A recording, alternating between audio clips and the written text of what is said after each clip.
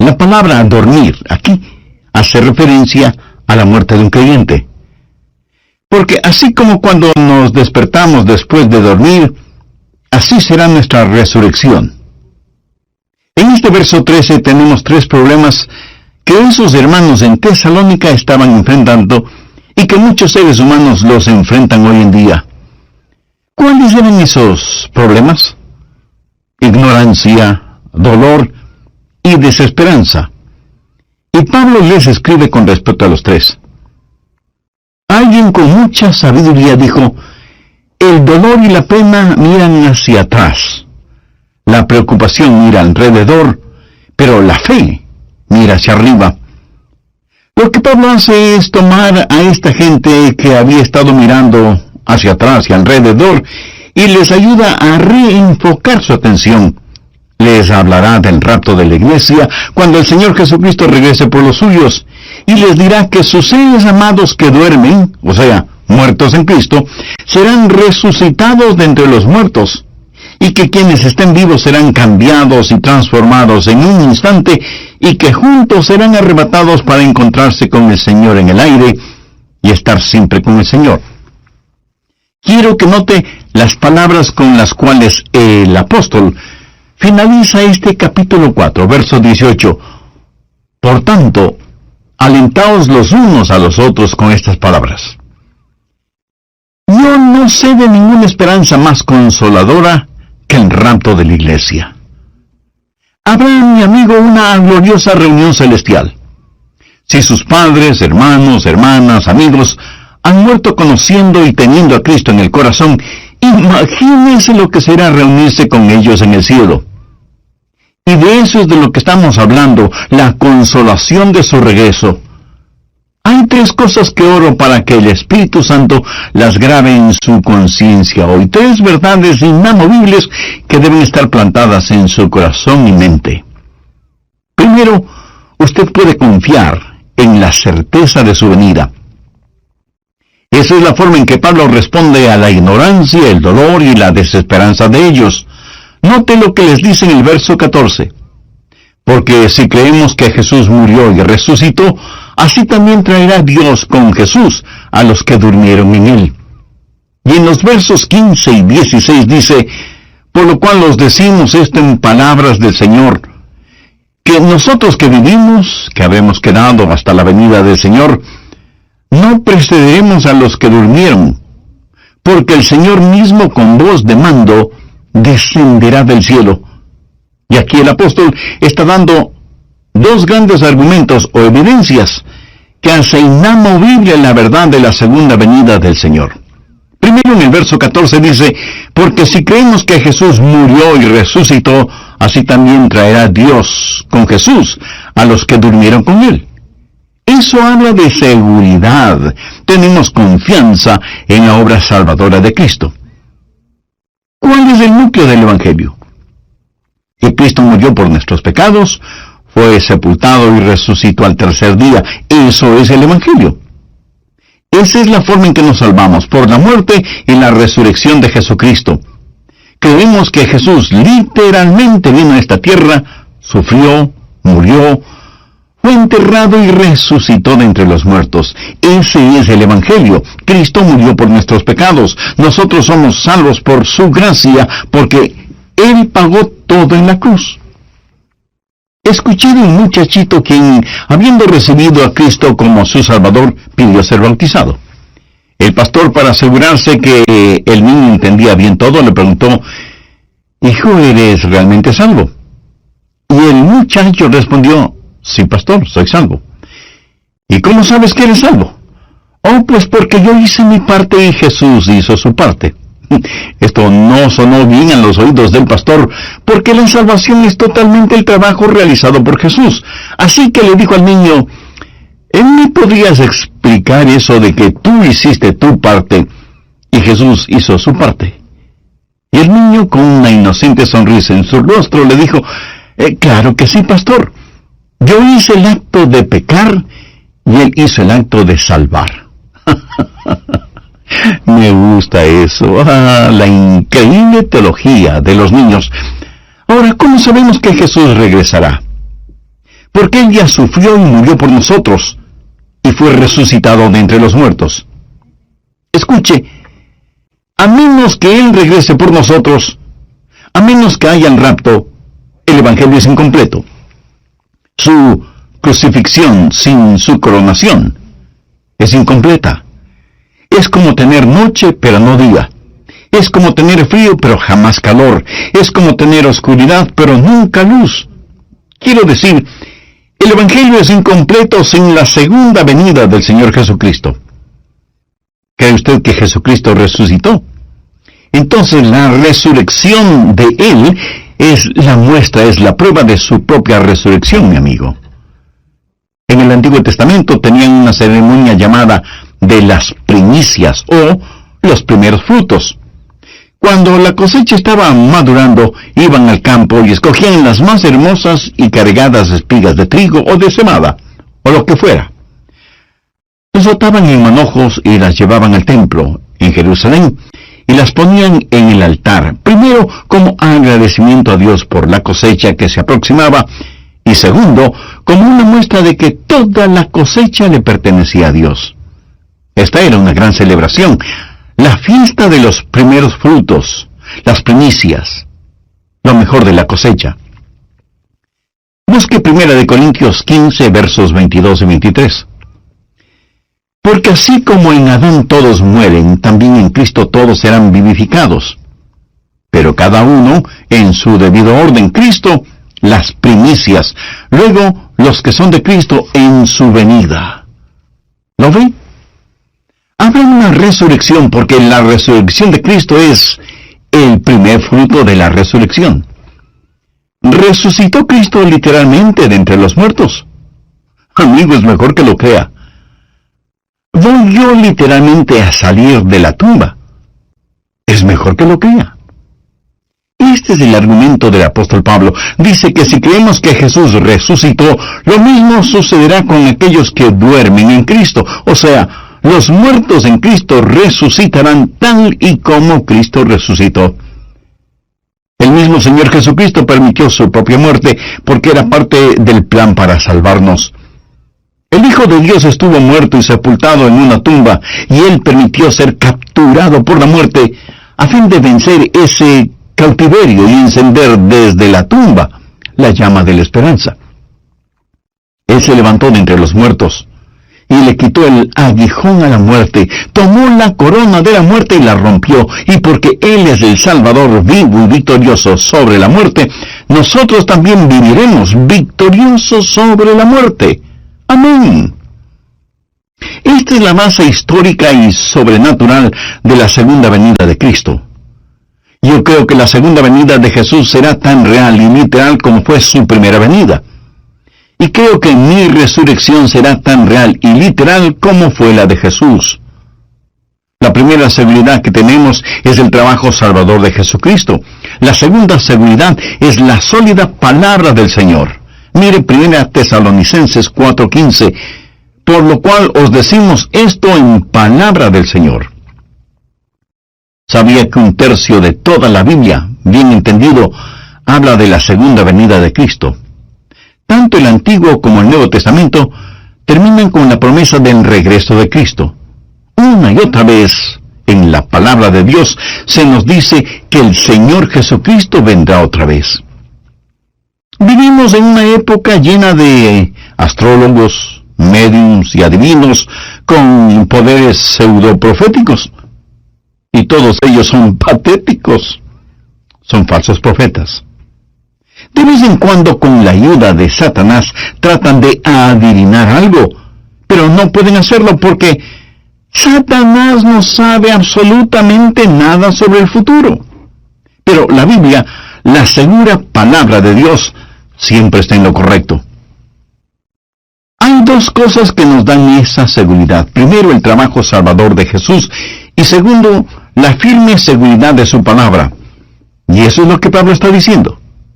Así que primero, podemos confiar en la certidumbre del regreso del Señor, y segundo, podemos descansar en el consuelo de su venida. Pablo dice en el verso 18, por tanto, alentaos los unos a los otros con estas palabras. A veces algunos predican sobre la segunda venida de Cristo para amenazar o para atemorizar. Y debemos sentirnos atemorizados si no estamos listos. Pero Pablo no escribió esto ni para amenazar, ni para atemorizar, sino para consolar. Y lo que el apóstol hace es bosquejar el escenario de lo que va a suceder durante el rapto, cuando el Señor regrese, y hay 4 eventos básicos que son de gran consuelo. Primero, la majestad de su regreso. No tengo que hacer énfasis en que la figura central aquí es Jesús. Mire lo que dice el verso 16, porque el Señor mismo descenderá. Vamos rápidamente a Hechos 1:11. Dice, este mismo Jesús que ha sido tomado de vosotros. El mismo Jesús que alimentó a más de 5,000 personas, el mismo Jesús que caminó por las playas de Galilea, el mismo Jesús que caminó sobre las aguas y calmó la tempestad, porque el mismo Señor descenderá. Algunas personas dicen, bueno, la segunda venida de Jesús es cuando uno se muere y viene el Señor en espíritu para llevar nuestro espíritu al cielo. Eso suena maravilloso, pero no es la segunda venida del Señor. Otros dicen, cuando uno nace de nuevo, la segunda venida del Señor es cuando Él viene a vivir en usted. Eso también suena muy atractivo, pero no es la segunda venida del Señor. La Biblia dice, porque el Señor mismo descenderá del cielo. Hay la majestad de su regreso. Un día el Señor se levantará de su trono, dejará el sublime esplendor de su cielo y comenzará su descenso hacia esta tierra. El Señor descenderá y vendrá en la gloria de su Padre con los santos ángeles, porque el Señor mismo con voz de mando, con voz de arcángel y con trompeta de Dios descenderá del cielo. Segundo, el milagro de nuestra resurrección. Veamos nuevamente el verso 16. Porque el Señor mismo con voz de mando, con voz de arcángel y con trompeta de Dios. Habrá señales de su venida, pero también hay que escuchar los sonidos, y hay por lo menos 3. Voz de mando, voz de arcángel y trompeta de Dios. ¿Qué es lo que el Señor va a decir? No lo sé. Pero creo que tenemos un atisbo de esto cuando Él dijo, Lázaro, ven fuera. Pienso que cuando Él, con voz de mando, dé la orden, los muertos en Cristo escucharán su voz, la voz del Salvador, que retumbará en los dominios de muerte de Satanás, y el reino de la muerte se derrumbará. A la voz de mando de Jesucristo, el mar entregará a quienes murieron en Él, y los desiertos entregarán a sus muertos, y los campos de batalla en todas partes del mundo entregarán a sus muertos. Cada tumba parecerá un campo arado cuando el Señor regrese y ordene, ¡vengan afuera! Y los muertos resucitarán. Pero hay también la voz de un arcángel. ¿Quién es este arcángel? Yo creo que será Miguel. ¿Por qué se lo menciona aquí? Bien, la Biblia dice que Satanás es el príncipe de la potestad del aire. Satanás es un ángel caído, y Miguel es su superior en el organigrama divino. Y Miguel le ordenará a Satanás y sus demonios que dejen libre el camino para los hijos de Dios, los santos, cuando están ascendiendo para encontrarse con el Señor en el aire. Y luego la trompeta sonará. En tiempos antiguos, las trompetas eran muy importantes en Israel, y las hacían sonar primordialmente para 2 actividades: adoración y batalla. La gran tribulación con todos sus horrores comenzará en esta tierra. Nuestro Señor descenderá con voz de mando, con voz de arcángel y con trompeta de Dios, y se efectuará el milagro de la resurrección. Y si usted me pregunta, Pastor Rogers, ¿cree usted realmente en una resurrección milagrosa? Usted es un hombre educado. ¿Por qué cree en algo que está más allá de nuestro entendimiento? Muy buena pregunta. Ahora escúcheme. El hecho de que me esté escuchando ahora mismo está más allá de su entendimiento. Quiero decir, Dios lo hizo todo de la nada, ¿verdad? Usted en realidad no entiende el nacimiento humano. Si Dios le pudo formar a usted en el mismo vientre de su madre, no puede levantar de la tumba a alguien. Así que no se preocupe. Nuestro Dios, que es el Dios de los milagros, resucitará a los muertos, sea que usted lo crea o no. No debemos olvidar que la metamorfosis que sufre una oruga para volverse mariposa es un hermoso cuadro de la resurrección. Esa oruga, que para muchas personas es repugnante, se alimenta con hojas y vive en un mundo muy limitado, muy pequeño. Un día, algo así como la muerte llega a la vida de la oruga, y ella empieza a envolverse en una especie de mortaja, de ataúd diminuto, en donde se pasa encerrada por un tiempo. Para el mundo exterior, esa oruga está muerta. Pero la verdad es que solo está durmiendo, sin que importe nada de lo que suceda a su alrededor.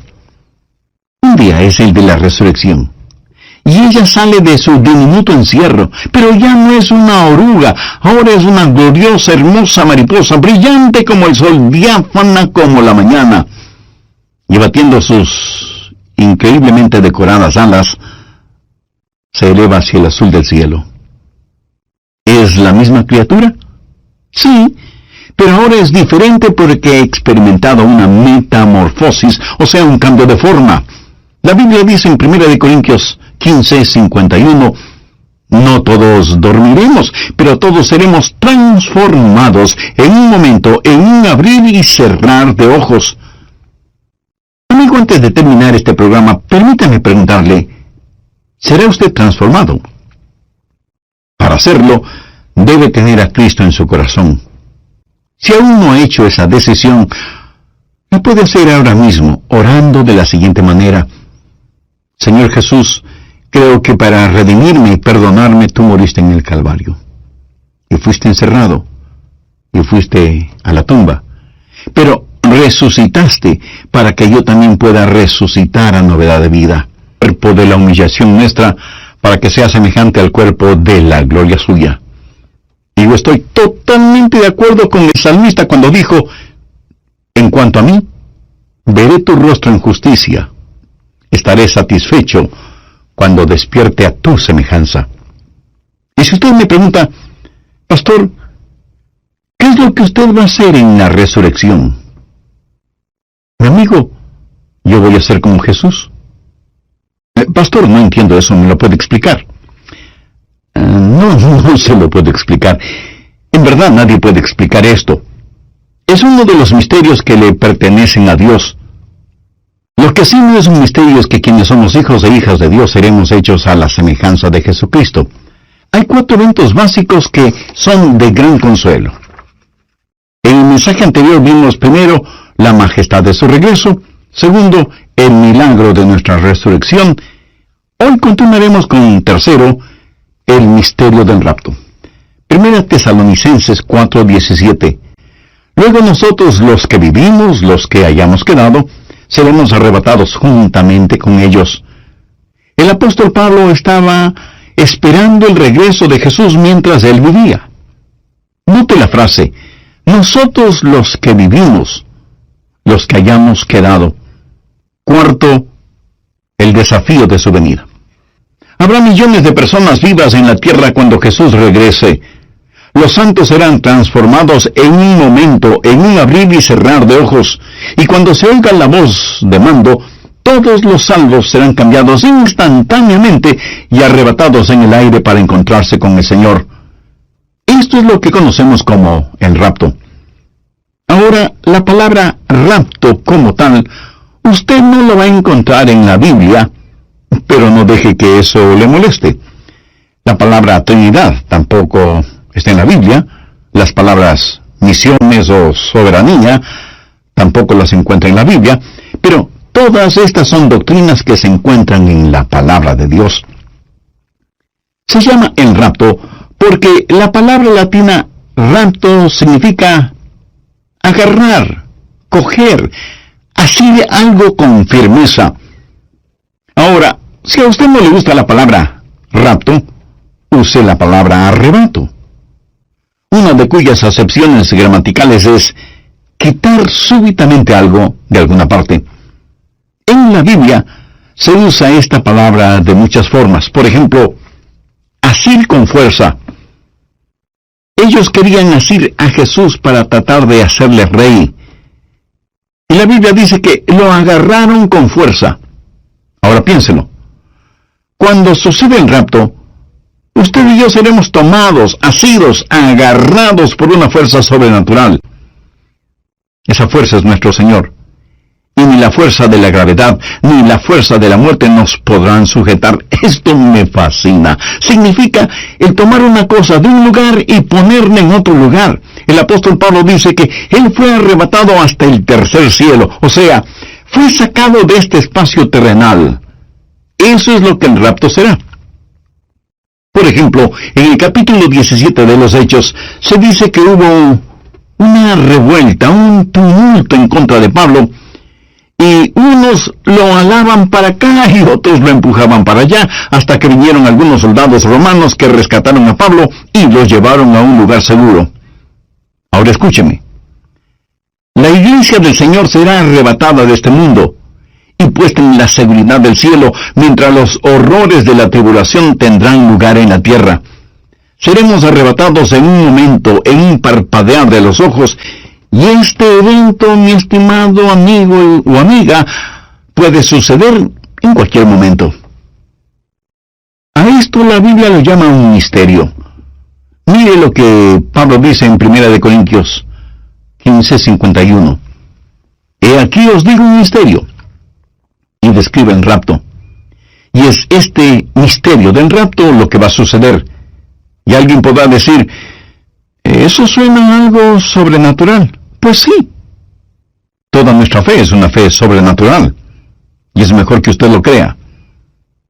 Déjeme darle una ilustración.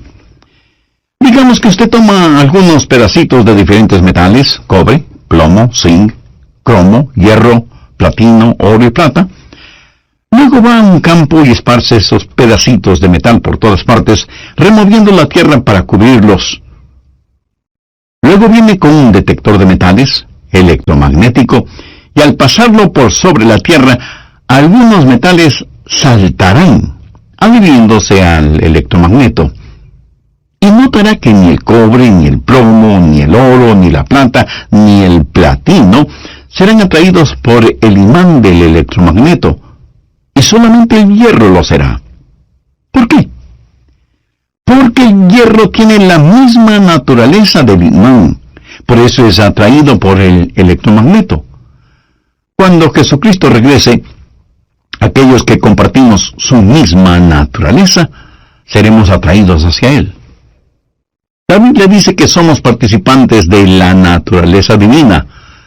Si usted ha nacido de nuevo, está rumbo al cielo. Si el Señor Jesucristo vive en usted, experimentará la majestad de su regreso, el milagro de nuestra resurrección y el misterio del rapto. Seremos arrebatados, seremos cambiados, y juntamente con los que durmieron en Cristo, los vivos serán raptados para encontrarse con el Señor en el aire, y entonces experimentaremos la maravilla de nuestra reunión.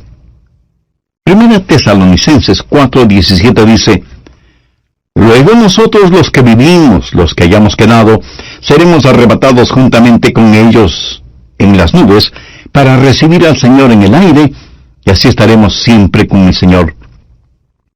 Ahora note lo siguiente. La frase juntamente con ellos hace referencia a los muertos en Cristo que resucitarán primero, como lo Robert Lee fue un gran predicador de la palabra de Dios. Una de las historias personales que él alguna vez contó conmovió profundamente mi corazón. Permítame compartir esa historia con usted. Él dijo, cuando yo era un niño pequeño, vivíamos en una especie de ranchito muy pobre, y sin embargo, esa insignificante vivienda estaba hipotecada. Un día, cuando casi todos en la familia habían ido al pueblo, mi madre y yo estábamos en el porche de la casa.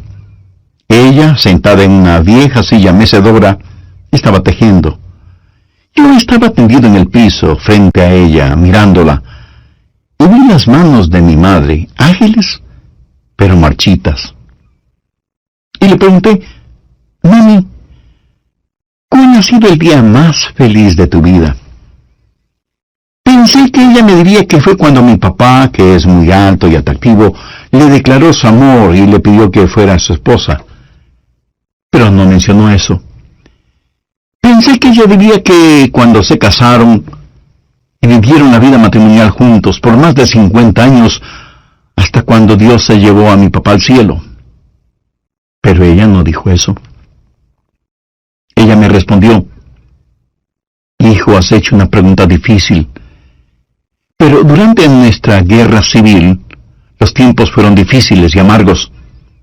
Prácticamente todos los hombres fueron a la guerra, incluyendo tu abuelito. No teníamos mucho en el rancho. Tomábamos té hecho de sazafrás, o café hecho de maíz duro, tostado y molido. Siendo niña, yo iba con las mujeres a trabajar en el campo. Esos fueron días muy duros, muy duros. Luego recibimos la noticia de que mi papá, o sea, tu abuelito, había muerto en la guerra. Y yo miré a mi mamá. Me preguntaba qué es lo que ella diría o haría. Pero ella no decía mucho. Hasta me parecía que ella era incapaz de llorar. Casi siempre estaba en silencio. Mi dormitorio quedaba junto al de ella y durante la noche yo escuchaba a mamá llorar profunda y amargamente. Pero por la mañana, ella...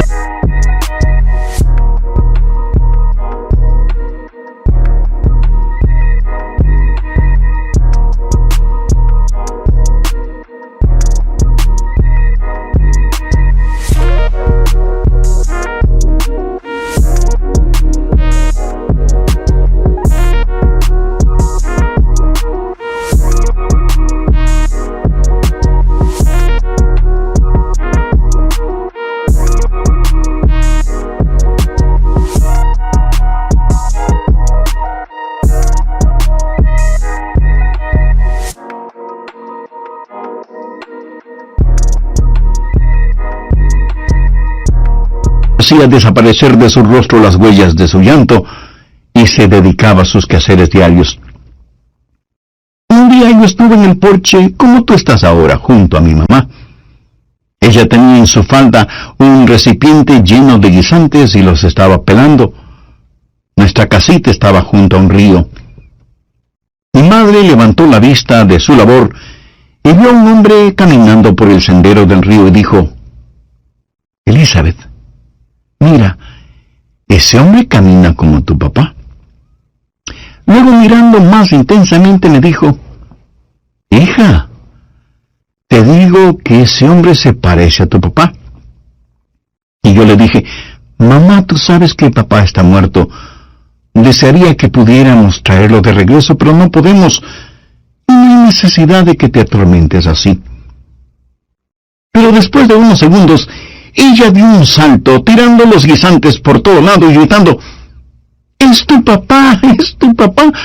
Y levantando la falda de su vestido, atravesó el campo, corrió por el sendero del río y se refugió no en los brazos, sino en el brazo de su esposo.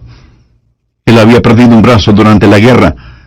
Y los dos se abrazaron y se besaron intensamente, y rieron y lloraron todo al mismo tiempo. Siendo una niña, corrí tan rápido como mis pequeñas piernas me lo permitían, y abracé a mi papá en las rodillas, y pasé mi mano por la manga vacía de su camisa. Yo creo que el día más feliz de mi vida fue cuando mi papá regresó de la guerra, aunque le faltara un brazo. El doctor Lee terminó esta historia diciendo: «El momento más feliz de mi madre es nada comparado con el gozo de ver el rostro de Jesús y tocar sus manos perforadas, que abrieron las puertas de la gracia para que nosotros podamos llegar a las puertas de la gloria». Y cuando todos estemos reunidos con el Señor, esa será una reunión para la cual no existen las palabras apropiadas para describirla. Amigos, no solo estaremos seguros de la certidumbre de su regreso y del consuelo de su retorno, sino que debemos responder. Tercero, el desafío de su venida. Otra vez veamos el verso 17. Luego nosotros, los que vivimos, los que hayamos quedado, seremos arrebatados juntamente con ellos en las nubes para recibir al Señor en el aire, y así estaremos siempre con el Señor. Si a usted no le importa subrayar su Biblia, por favor subraye las palabras recibir al Señor. Él es el Rey. Y vamos a recibirle porque Él está regresando. Nosotros somos embajadores de Cristo. Uno de estos días, muy pronto, yo voy a tener que dar cuentas. ¡Qué desafío que representa la segunda venida del Señor! Cuando eso suceda, ojalá que podamos decir: cuando Él con trompeta de Dios descienda del cielo, quiero que me encuentre vestido de su justicia y sin mancha delante del trono. ¿Está usted listo para la segunda venida de Cristo? ¿Está usted listo para el rapto? ¿Es usted salvo? Como creyente, ¿está listo a decir: Señor Jesús, te he amado, te he servido, he testificado de ti, he sido fiel? Cuando Él regrese, no quiero que encuentre sus diezmos en mi cuenta bancaria. No quiero que encuentre licores ni material pornográfico en mi casa. No quiero que encuentre mi corazón lleno de odio. No quiero que cuando Él regrese me encuentre frío e indiferente a sus cosas. Quiero vivir ardientemente por Jesús. Quiero que el fuego de mi vida espiritual inflame la vida espiritual de quienes me rodeen: esposa, hijos, nietos, amigos, compañeros de labores, vecinos. No sé cuándo con exactitud, pero sí sé que pronto veré al Señor. ¿Y usted también lo hará? Por favor, busque Marcos 8:38. Porque el que se avergonzare de mí y de mis palabras en esta generación adúltera y pecadora, el Hijo del Hombre se avergonzará también de él, cuando venga en la gloria de su Padre con los santos ángeles. Usted dirá: yo no me avergüenzo de Jesús. Pues le felicito. Pero permítame preguntarle, ¿alguna vez ha confesado que Él es su Señor? ¿Le ha obedecido siguiéndole en bautismo? ¿Es usted un miembro activo de una iglesia que predica y practica todo el consejo de Dios? Todas estas son preguntas muy importantes. El apóstol Pablo en Romanos 9:33 dice: y el que creyere en Él no será avergonzado. Y en Lucas capítulo 10, los versos 32 y 33, están registradas las palabras de Jesús: a cualquiera pues que me confiese delante de los hombres, yo también le confesaré delante de mi Padre que está en los cielos. Y a cualquiera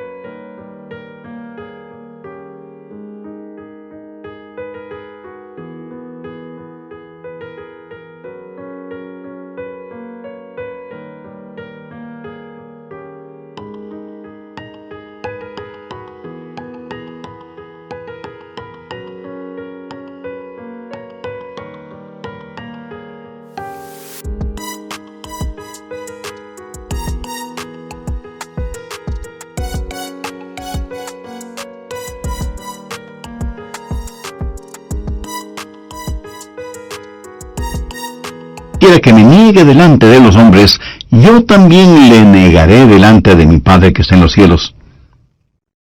Es mi profundo y sincero deseo que, como consecuencia de haber escuchado este programa, de haberme acompañado durante este estudio bíblico, muchos de ustedes puedan confesar a Jesucristo como su Salvador y Señor aquí en la tierra, para que Jesús le reconozca a usted delante del Padre que está en los cielos y pueda ser recibido cuando Cristo venga a la tierra por segunda vez. Si usted es una persona religiosa, aunque sea muy religiosa, recuerde que la religión no salva a nadie, porque la religión es el esfuerzo humano de hacer méritos para recibir el favor de Dios. En Efesios 2, 8 y 9 leemos: porque por gracia sois salvos por medio de la fe, y esto no de vosotros, pues es don de Dios, no por obras, para que nadie se gloríe. Para ser salvo, lo que usted necesita es una relación personal e íntima con el Señor Jesucristo. Necesita creer en Él no solo intelectualmente, sino espiritualmente. Y necesita depositar su fe y confianza en Él. Si usted tiene ese sincero deseo en su corazón, le invito a que ore, a que converse con Dios. La oración que voy a decir es solo una muestra, una guía. Ore usted con sus propias palabras. Hágalo en voz alta o en voz baja o silenciosamente. Orar no es cuestión de volumen. Ore de la siguiente manera: Dios eterno, gracias por haberme dado la oportunidad de escuchar este mensaje. Yo quiero estar listo para el regreso de Jesús, para que me llames a tu presencia antes